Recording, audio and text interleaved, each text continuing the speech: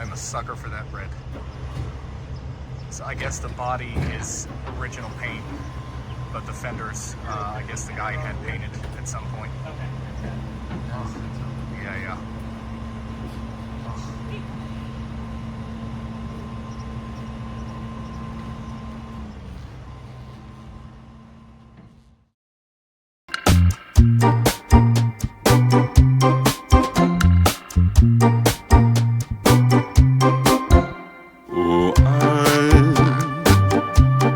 I'm so awkward.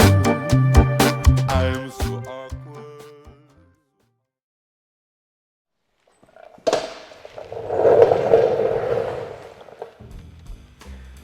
Yep, we're starting another one.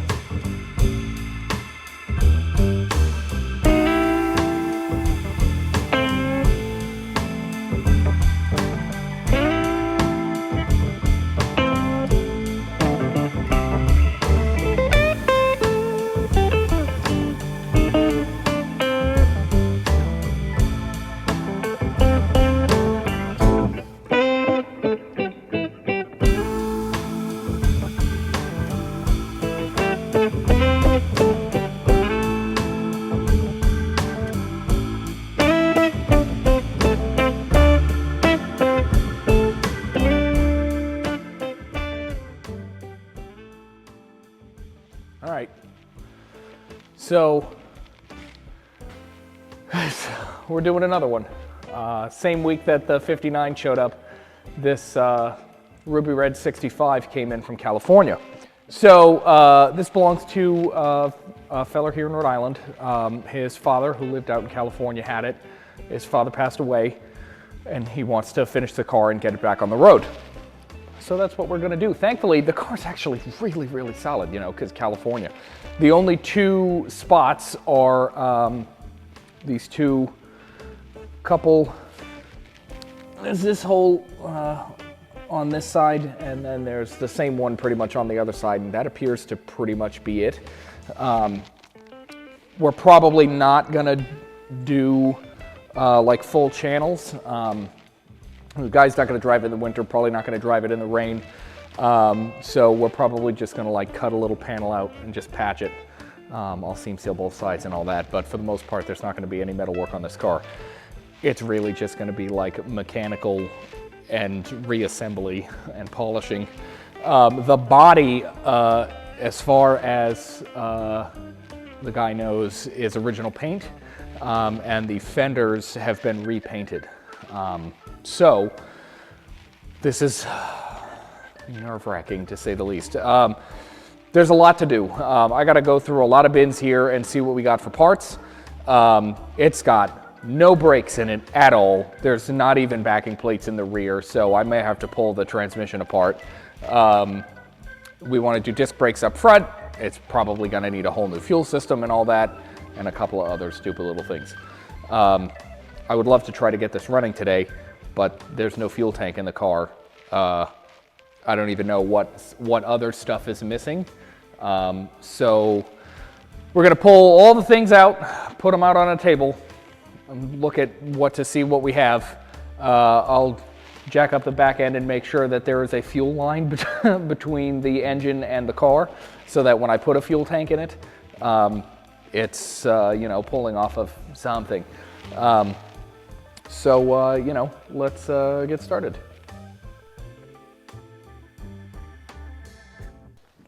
This battery is almost certainly dead, but I want to test it anyway, just for funsies.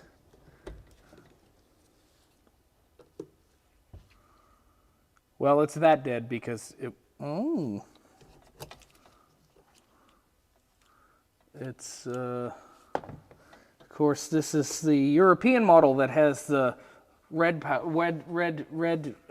cable for ground, and it's dead.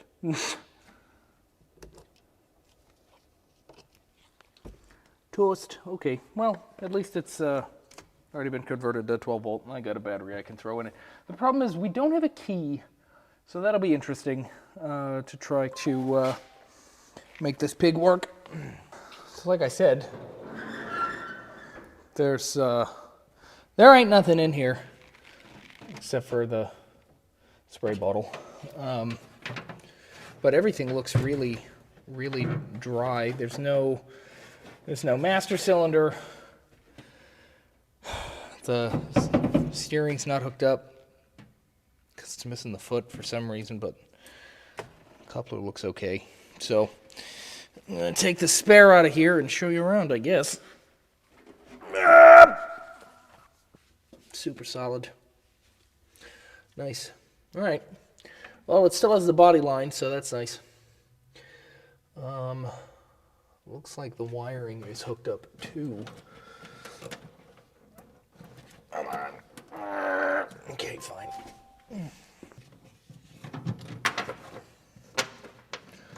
Wiring looks pretty original, which is nice. It's nice and dry. God.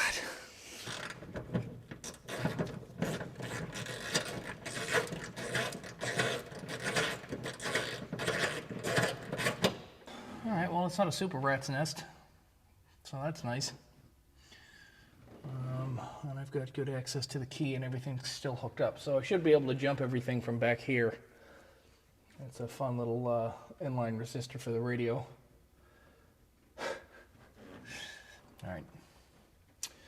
All right, well, I guess let's dig the fuel tank out and see if that's even usable.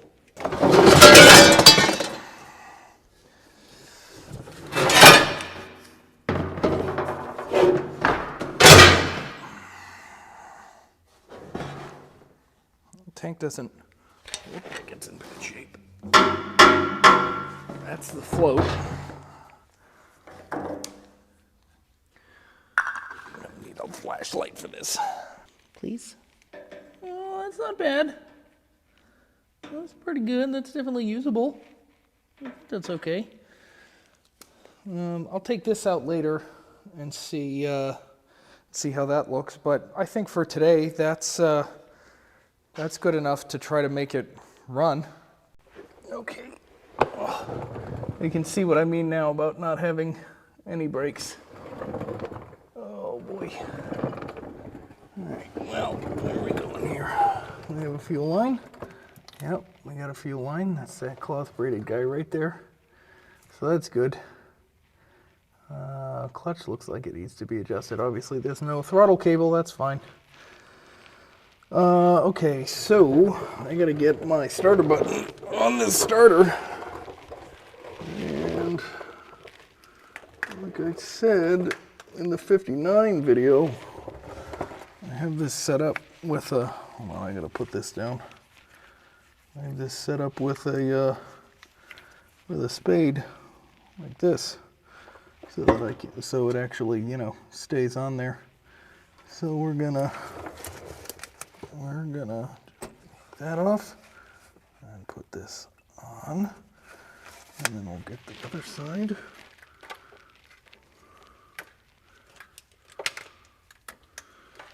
The other side. And clamp it right to that.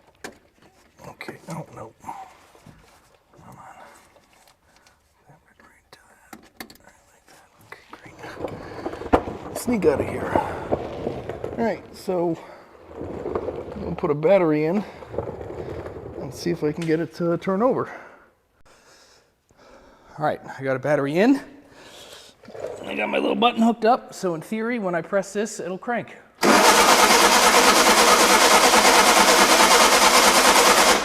Just like that. So now, the curiosity is killing me. I might just fill the bowl and see if I can get it to bark off. So rather than do all the plumbing and stuff, I think what I'm gonna do is exactly what I did on the 59. Come on.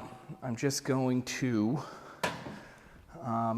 basically put fuel in the carburetor and see if I can get it to bark.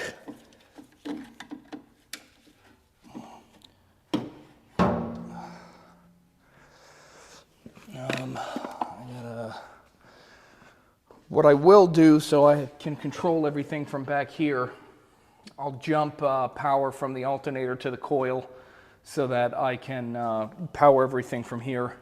And then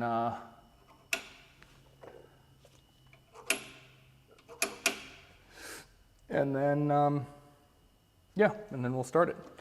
I'm interested to see if it'll just go without me having to do anything, so that'll be fun. Let me get some jumpies.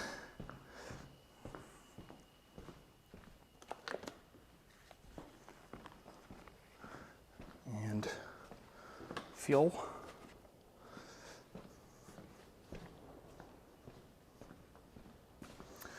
I'll do the fuel first, I guess.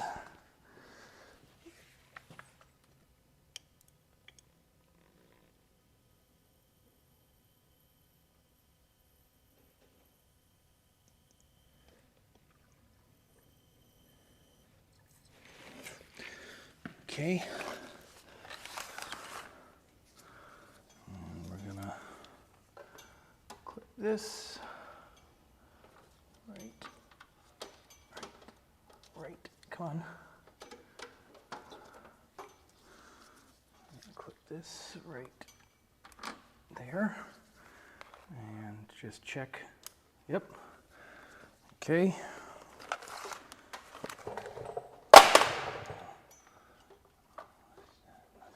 There, and then this should be the coil. Yep. Okay, and we'll do a little bit of that and fire.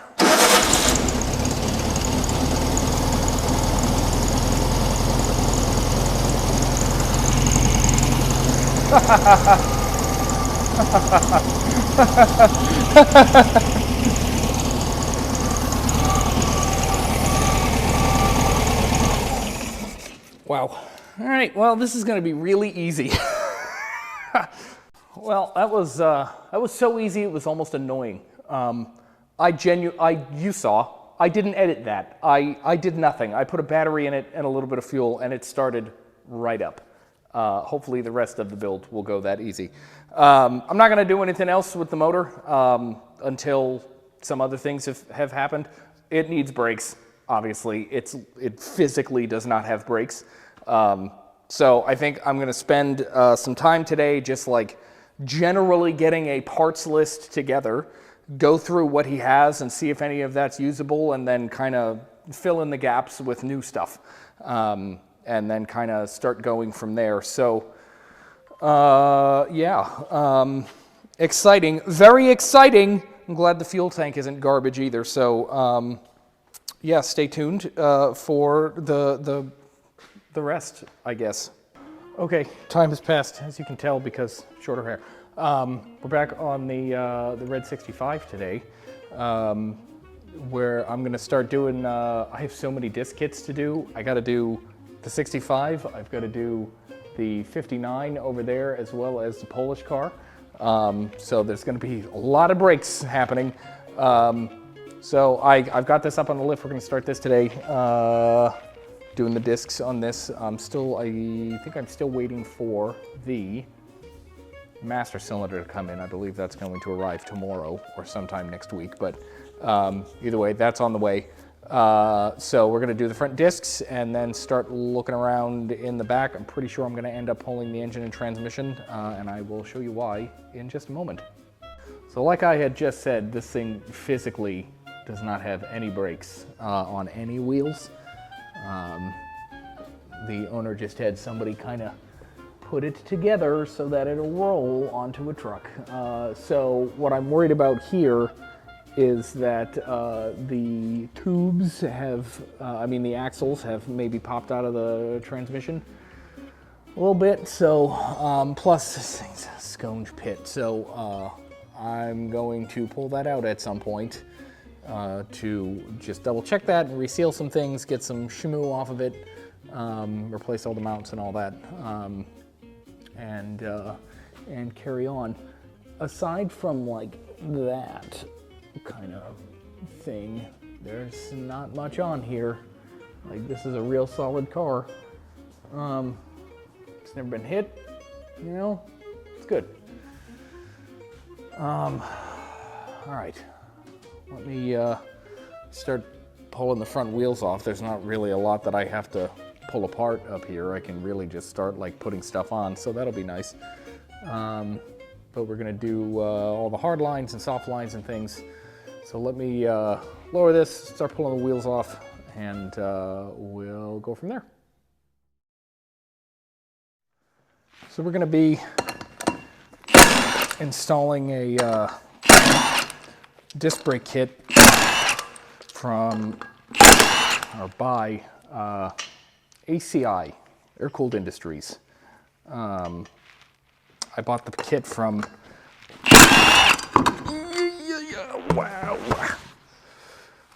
from SoCal Auto Parts in California. Oh, it's dusty. I really like these kits because they are zero offset, so I don't have to deal with any of the nonsense of getting a narrowed beam or anything like that. So that'll be nice. Oh, I gotta find tie rods and things too for this. All right, so it's generally a good idea to make sure your bearings will fit on your spindle before you go and slam everything into the drum. You know, you want them to be nice and snuggly. Make sure there's no play on the inner race. Of course, now my problem is I don't have any hardware to mount the brackets because there weren't any brakes here, and the kit did not include it despite having included it on my bus. So I've got to find hardware. He may have some floating around in the bins, so I'm going to check the bins. All right.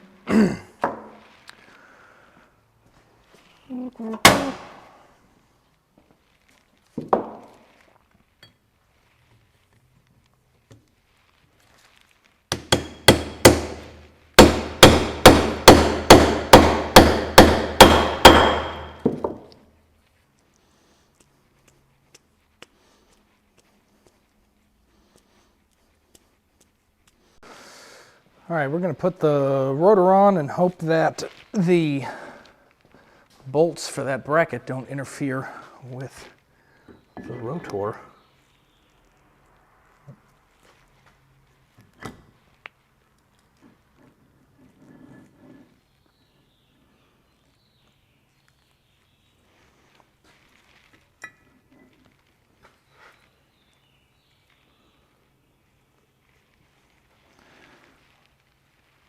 Doesn't,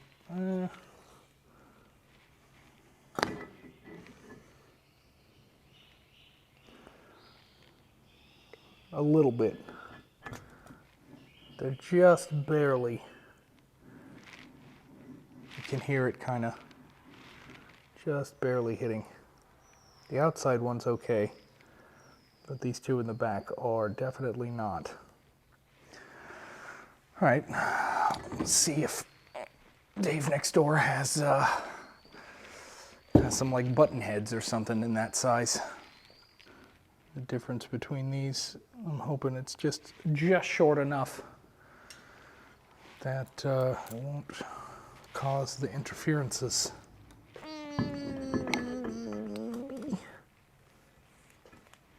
Oh, it's not hitting.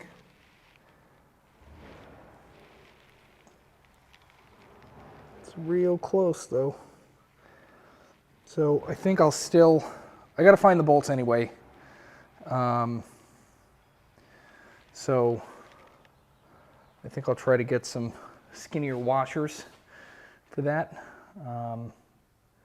And then we can continue. But basically from here, I'm just gonna put the caliper on and you know, hook everything up. So when I have the correct bits, we'll carry on.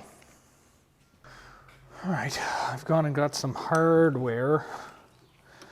I got some nice stainless cap screws with little tooth washers, and I'm fairly confident that'll be good. So I went with these guys.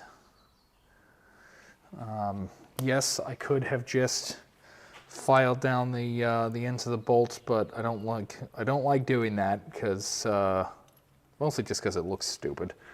You know, put a little effort in, guys. Come on.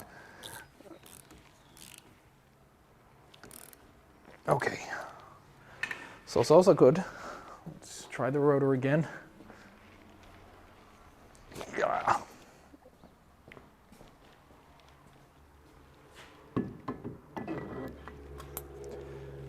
Nice. All kinds of clearance back there. Lovely.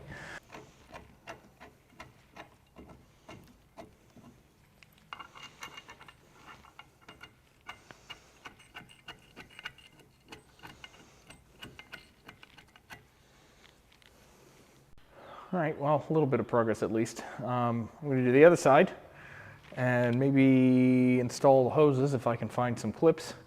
And then once I have the master cylinder, we can get that in.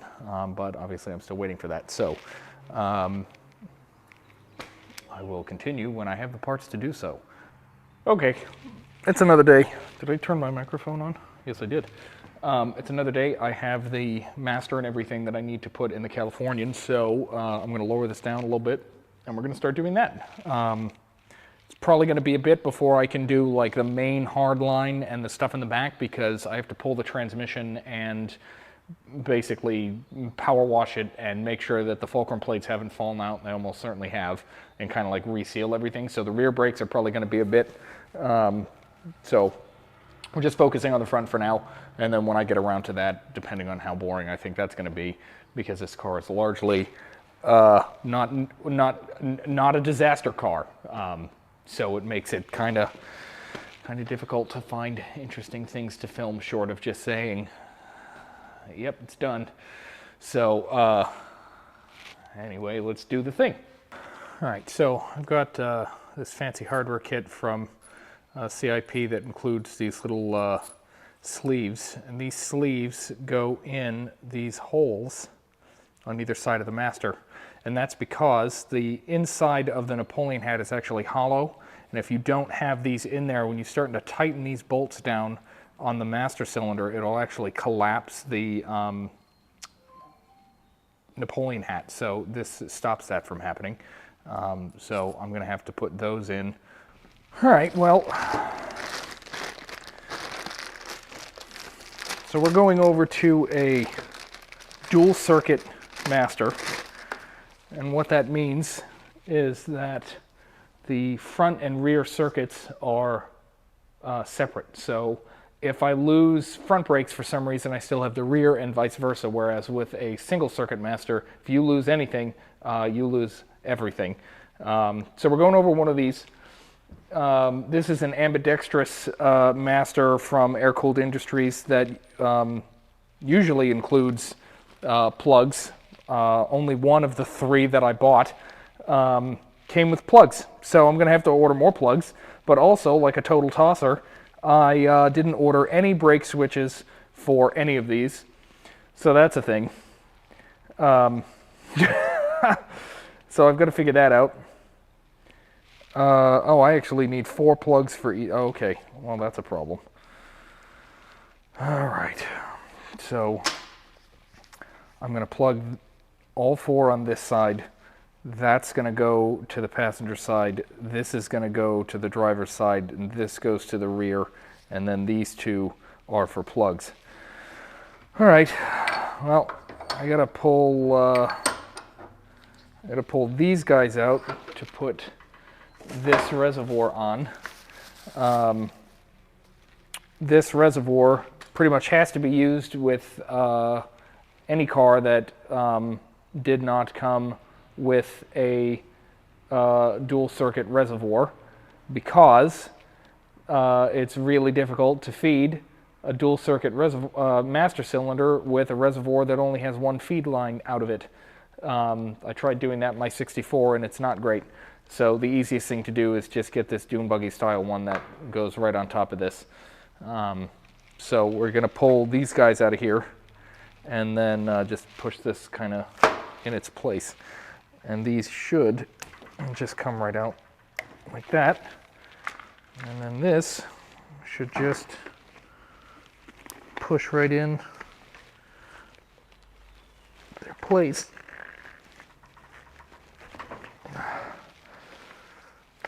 Should.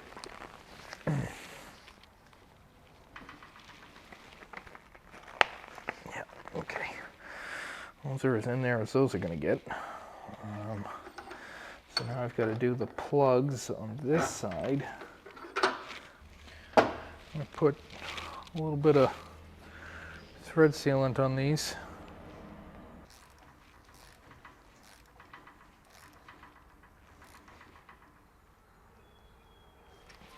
All right, let me do the other 3 and then we'll get ready to pop this on the chassis.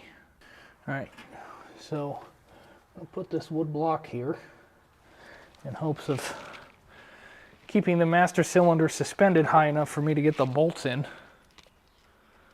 That's the goal.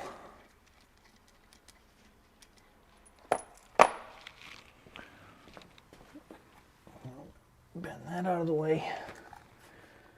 We're just gonna sneak that in there maybe. I think that block is a little too close. There we go. Okay.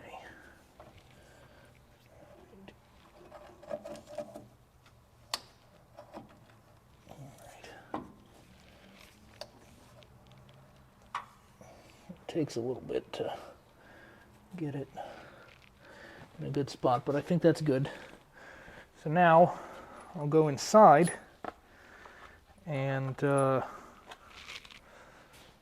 run my tube through and the bolt through the tube, and then should be able to thread that in. All right, now originally what I wanted to do was at least get the front hard lines in up here, but because I didn't order the switches like an asshole, it'll be a lot easier to put the switches in when the hard lines aren't there. So I got to order the switches before we can do that, which means there's not really anything more that I can do with the front brakes on this. What can I do today?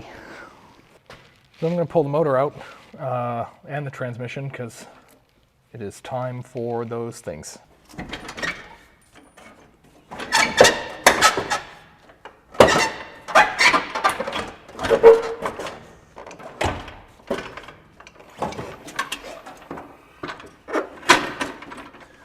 All right, well, curiosity is killing me, so we're gonna check the, still has a 6-volt clutch on it. Motor is good.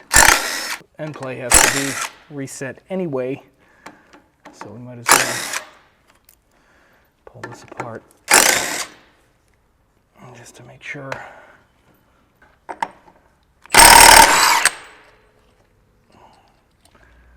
It's a little wet and spongy in there though.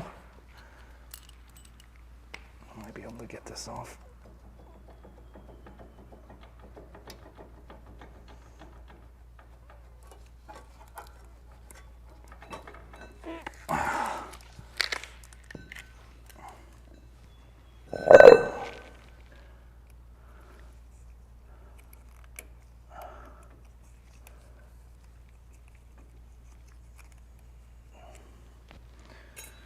I need a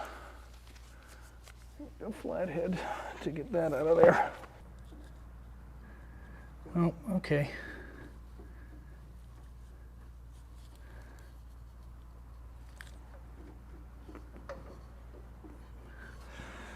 All right, well, bearing's good, so I can order the bits that I need to put all this back together. I'm gonna probably pull the fan shroud off and make sure there aren't any nests under here and try to clean all these tins up and make them nice and pretty. But none of that matters because I really only pulled this out to pull the transmission so we can make sure that that's all good, but that'll probably be another day. Okay, I've got the transmission back from my buddy Jeff for the Californian car. He douched it for me so that I don't have to do that. And now we're going to pull it apart to kind of vaguely reseal things. because this kind of came in with nothing on the ends here, and I want to make sure that these haven't popped out. So I think it just started raining, and I have Clementine outside, so I'm gonna bring that in, and then we're gonna pull this off. All right, I've got this fancy puller from Fritz Tools. Guy sells it on the Samba, and it's super helpful for getting these bearings off the axle. I'm going to set this up and pull this guy out of here so I can check out the bearing, make sure that's all good, and then we can start trying to get the tube off. So I usually take one of these arms out, and then the little foot just kind of hooks inside the bearing. I'm going to loosen this up a little bit. Little foot clips inside of there. I'm going to loosen this up more. Take 3, almost.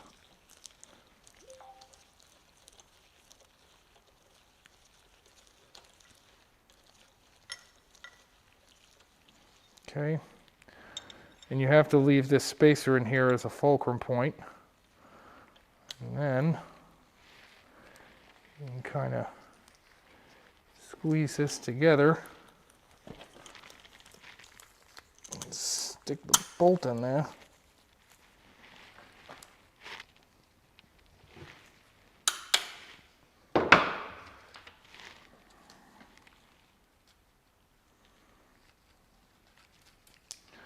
And take a 19mm wrench on the end.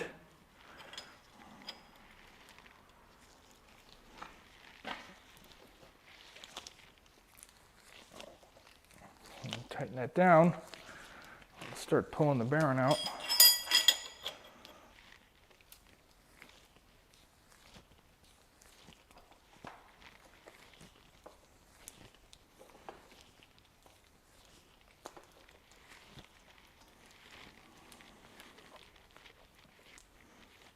Look at that. Super easy. Super duper.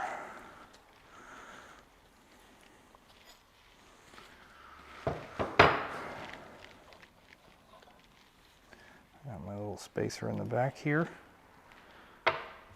That was on backwards, it looks like. To get this off, now that we've got that bearing out,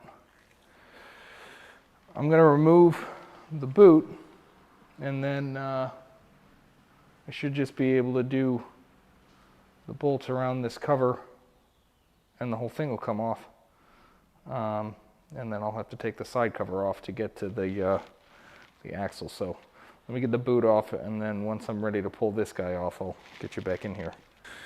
Okay, so there's 1, 2, 3, 4, 5, 6.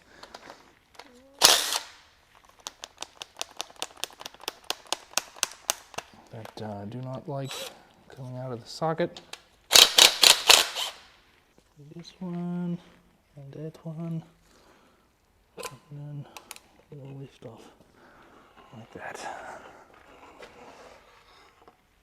Okay. There's the other ones. I'll just put those over there. All right, so it'd be really nice if I could get this to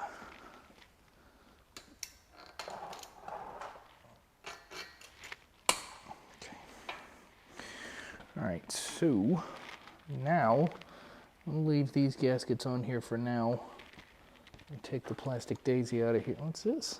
Is that stuck to my hand? Take the plastic daisy off.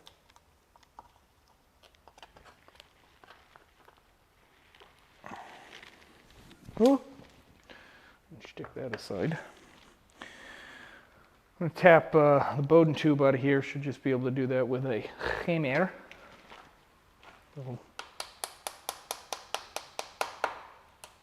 Yep.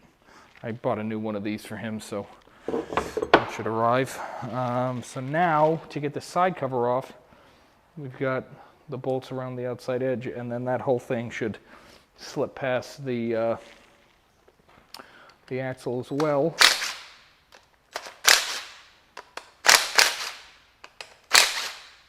Okay, now those off, and now we should just be able to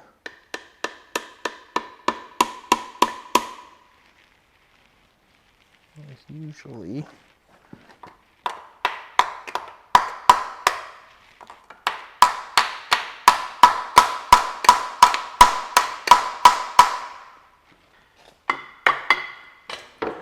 so if you're removing yours, you may end up needing some heat to do so. And that's the bearing on that side. But what I was tapping was up here, and then this boss down here on the bottom, just kind of alternating until it walked off.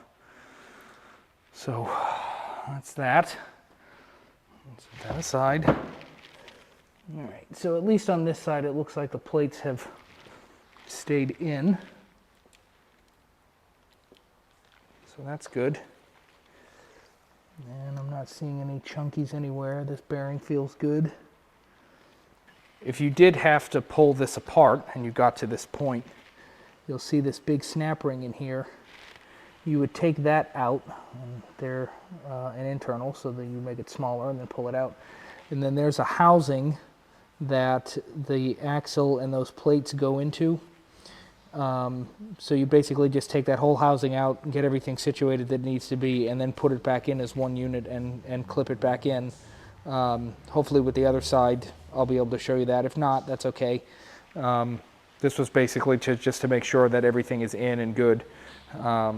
So I will basically do the reverse of what I just did, clean everything up, reseal it, replace the gaskets and such, and then do the other side. And if the axles have fallen out on the other side, I'll show you what I'm talking about. Otherwise, I'm just gonna carry on. I also want to try to figure out how to do the input shaft seal. I'm gonna do some research and see if that's something that I have to pull everything apart to do, because I really don't want to do that. I'm hoping that I can just like pop it in and out of there around the shaft. So I'm gonna research that before I put this together, and if it's something that I can do, then I will, without pulling everything apart, then I'll slap this back together, do the other side, and then I'll show you how to do that. All right, it's another day. I'm back on the Californian. I've got the engine back in. I've got it all kind of plumbed and wired up. Obviously the transmission's in. I've got the brakes all done up and stuff. So I just got done putting the fuel tank in and plumbing that. So that's in. So next I gotta put the other wheel on, get it off the lift. There's some noodling I gotta do with the pedals to make the throttle cable reach the carburetor. It's almost there. And then I've got a Hurst shifter we're gonna put in it. And then I'm gonna try to get it running again off the fuel tank and see if I can drive it around the parking lot.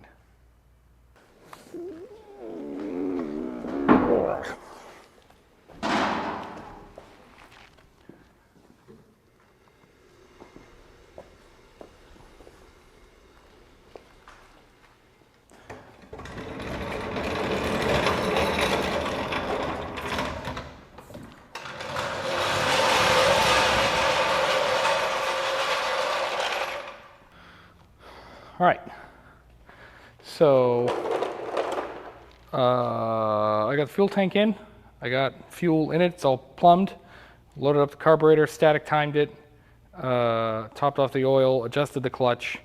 I didn't bother putting the shifter in because I just want to drive it, and I've got to pull everything apart again anyway to do shift pushing and a coupler. So now we're going to see if it starts. And then try to take it around the parking lot a little bit. Battery on. Might as well just close this so that I can take it out.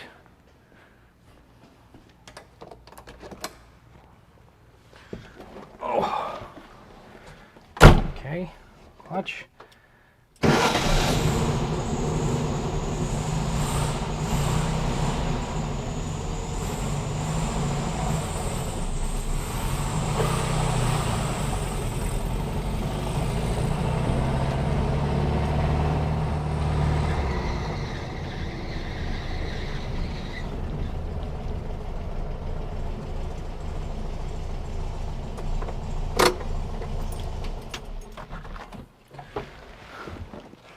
All right, well, that was fairly successful. The horn came on, so I just disconnected that. It seems to be having like an advance issue potentially. So I gotta like actually time it and tune it and see if that helps. But that was good. This is exciting. Let's see if we can give it a little ear bowl tune here. I did feel like the advance wasn't quite working. Yeah, no. That diaphragm is toast.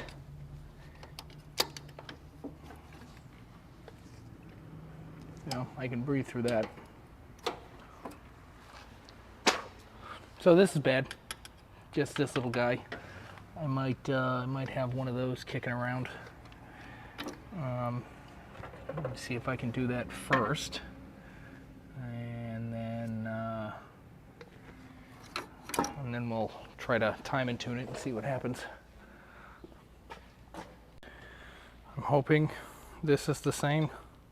Came off a similar distributor, but basically the diaphragm in here isn't working. So when the vacuum sucks on this, this doesn't move, and that's important because that's what controls the advance. So it's pretty much the same. We'll see what happens. All right, I've got that all sorted out, so now I'm going to try to do a little time and tune here. Get it started again.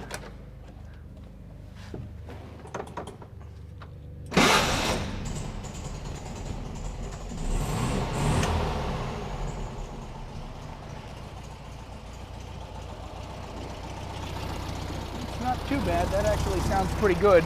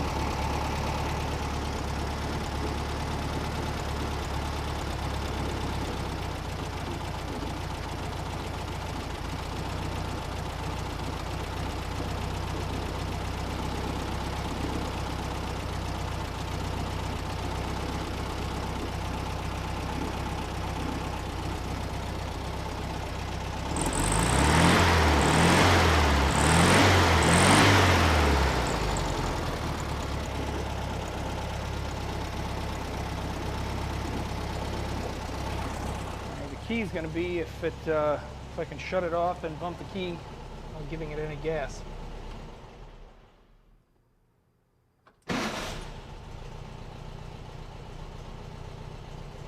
Seems like I got to give it a little just to get the alternator to shut off. It does look like it's got a little bit of a glow to it.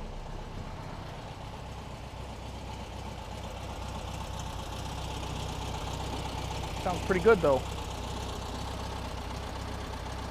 All right, let me take it around the parking lot again and see if that distributor's working any better now. Missed call. All right, brakes are a little soft. Pretty easy to stall. Alternator light is on just a little bit, so I gotta check charging. But overall, for a first drive, it's not bad. All right, so got that hooked up. Currently at 12.6. Please be not in gear.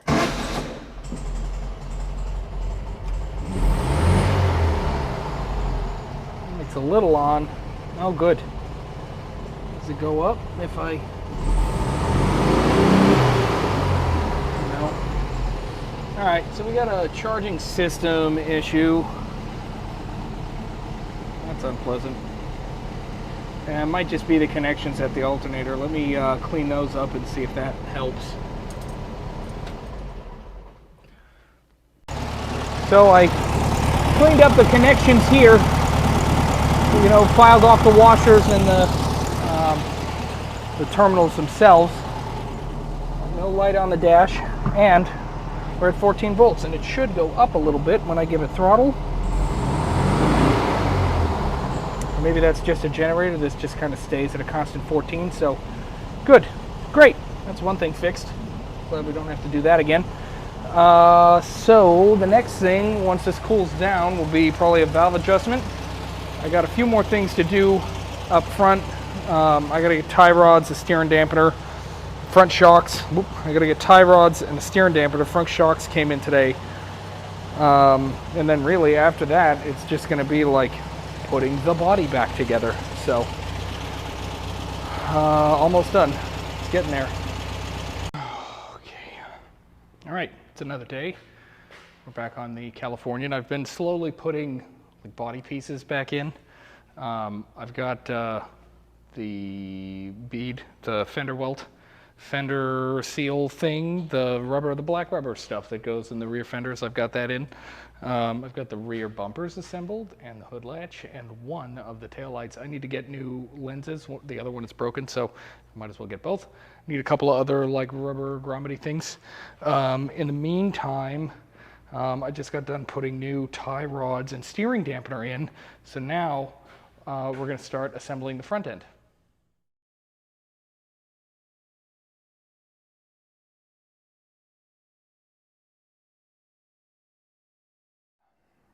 Hello.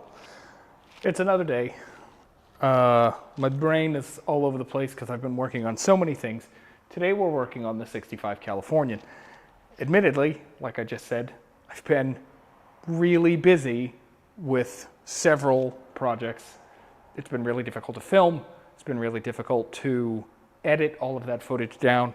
All of this to say, I'm just about done with this car. So I'm going to take you through like the last few things that I've done, which is mostly just like body assembly stuff.